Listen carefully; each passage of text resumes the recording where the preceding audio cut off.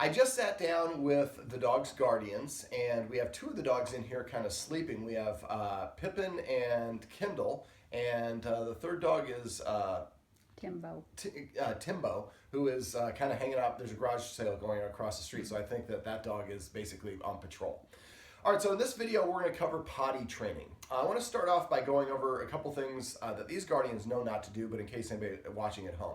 If you catch your dog making a mistake in the house and you yell at the dog will interpret you as saying, I get mad when you potty, not when you potty inside, which is what you mean to say. So if you catch your dog in the act, pick it up, take it outside, or interrupt it and take it outside. Do not chastise it at all. It doesn't help. It will actually make the process longer. The other thing, the oldest wives' tale is rubbing the dog's nose in it. It's been clinically proven it'll make the dog run and hide and pee away from you, so we never want to do that. All right, so the 3 times that dogs are most apt to need to potty are right after eating, right after waking up, and after heavy playtime. Also, if your dog is just kind of lying in the middle of the room and gets up and just bolts across the room, a lot of times that means they need to poop. So when you take them outside to potty, do we have a potty word? Potty. Okay. So a lot of people go outside and they're like, go potty. Well, if I don't speak Japanese and somebody comes up to me and says something to me in Japanese, I don't know what they mean. They have to communicate and connect the dots for me.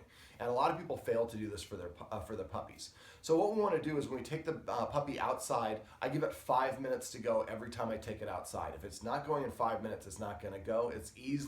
Puppies are very easily distracted. A lot of people make a mistake. He was out there for an hour, came inside and peed right away. Well, there's a lot of different stimulations outside, smells and sights and sounds. Come inside, I've already smelled all this stuff. Well, this is where I'm going to do it.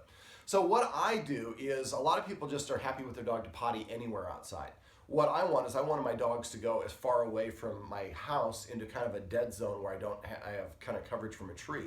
So I take my dog out on a leash for the first week. If it goes in the area of where the leash is, which is the only option that it has, I give it 5 treats. Well, when I first start, I would probably just do 1 treat at a time. And I say the word potty as soon as they start pottying. And then when I go to the command, that's the command stage. And then when they actually get done, I pop the treat in their mouth. Hey. And then I say the command word a second time. So I'm really saying it twice. As soon as they start, and then as soon as they finish, and I'm rewarding them. I also pet them. Now the second the treat touches their lips, they should hear the command word at the same time. A lot of people talk way too much to their dog when they're training their dog. What a good potty you made. Who's a good dog? Who's smart? And they don't know what any of that stuff means, so just saying potty. Now the other mistake a lot of people make is they say it too excitedly. Potty! And we just had 2 puppies over here off camera just snap their heads up.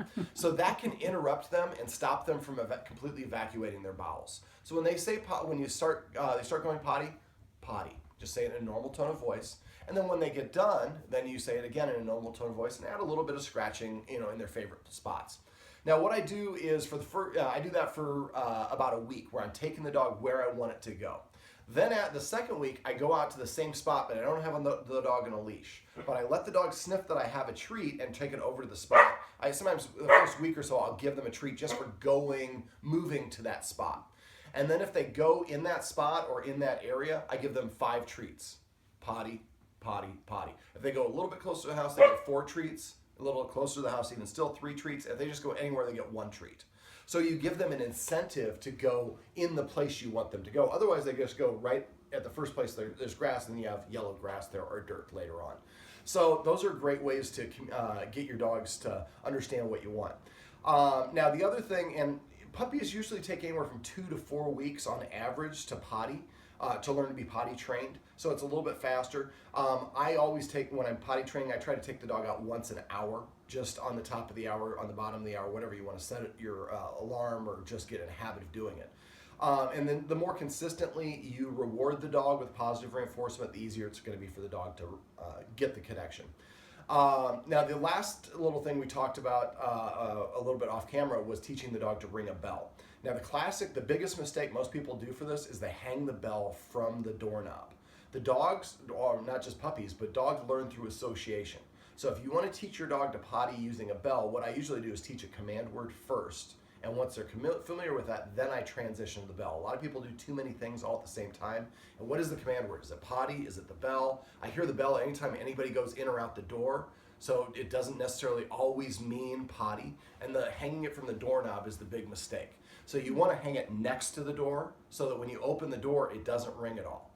When I train dogs to ring a bell is I have 2 bells. The hardest thing is actually finding a bell. Most people can only find jingle bells now. So I'd get 2 bells that are exactly the same.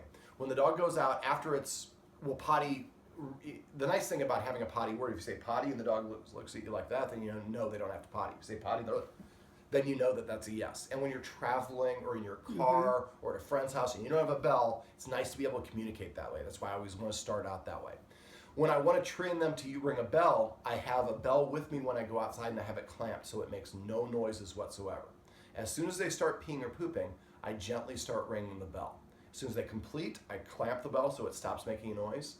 I ask the dog to come to me, I pop the treat in its mouth and start ringing the bell simultaneously, and I ring it while the dog chews it.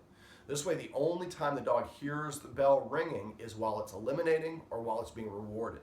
And after a while, with enough repetition, then it connects those two. Now, the other thing I do after about a week is when I go to the door, I actually will pick up the dog's paw and nudge the bell, or I'll take a tiny, like a toothpick amount of peanut butter and put it on the bell. Don't put too much on there because then the dog will be more interested in staying there and licking it. As soon as that bell opens, you open the door. And you have to really get religious about this for the first 2 weeks. Anytime that bell rings, you get up and go answer the door. And sometimes they'll just go outside and they won't potty. And you get frustrated and you're tempted to say, well, I'm not going to do this anymore. You have to let them understand that this is what opens the door. So hang it next to the doorknob and then associating it during the timing are the 2 tricks that most people miss. So these are some potty training basics and how we can teach our dog to ring a bell.